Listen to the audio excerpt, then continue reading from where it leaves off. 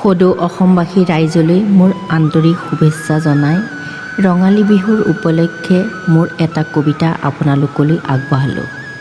কবিতাৰ শিৰোনাম বহাগ আহে।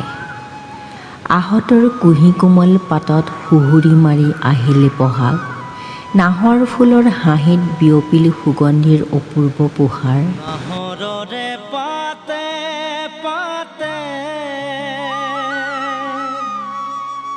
ঐ জান মৰয়াই চুমা দিলে। ৰঙাজানৰ আবেলি গোন্ধত ভাঁহে ফুলৰি ভজা, গোলাঘাটৰ সেউজী বাগিচাই বিলাই কেঁচা চাহৰ চিনাকি আশা।